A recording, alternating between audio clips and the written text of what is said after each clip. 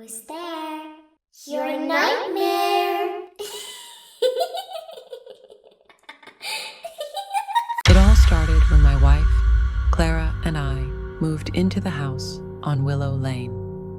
It was supposed to be a fresh start, a quaint little neighborhood, picket fences, the kind of place where kids still ride bikes after sunset. But there was one thing the realtor didn't mention: our neighbor, Mr. Voss. He lived in the house next door, a crumbling Victorian with boarded-up windows and a yard choked with weeds.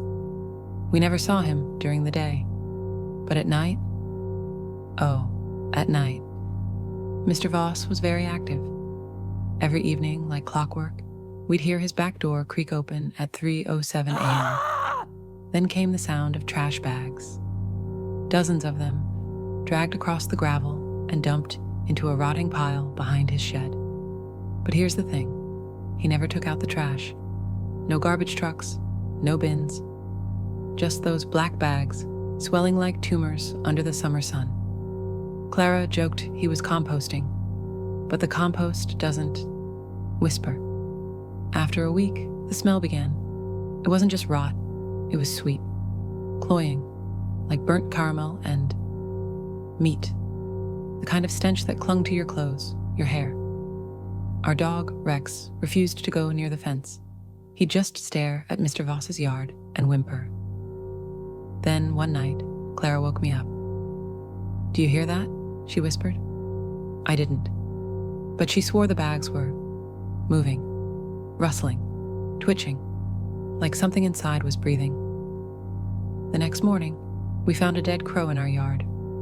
Its wings were snapped, and its beak stuffed with human hair.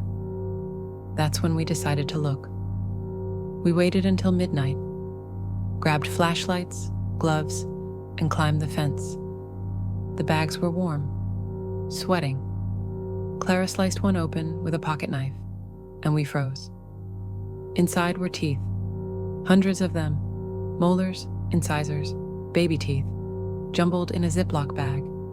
The next bag held clumps of hair, each tied with a ribbon, but the third was full of Polaroids, photos of people sleeping, strangers, kids, elderly couples, all dated, some from the 80s, others from last week. On the back, scribbled in red ink, Specimen 12, still fresh. Then the flashlight died, and we heard it. Laughter, high-pitched, giggling, coming from the bags. Clara screamed, "They're watching us!" She pointed at the photos. The subject's eyes, in every picture, were now open, staring.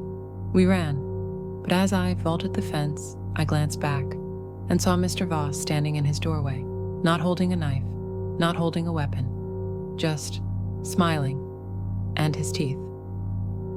We called the police. They found nothing.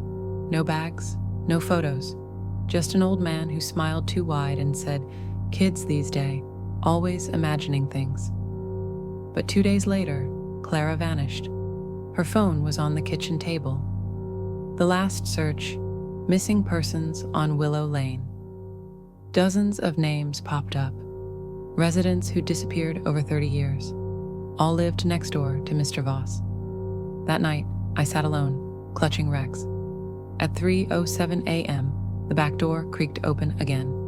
Then, a knock. Outside was a single trash bag. Inside, Rex's collar and a Polaroid of Clara sleeping in our bed. Dated tonight. The note said, "Don't worry, I'll take care of the trash." And now, voice breaks. I hear the bags whispering again.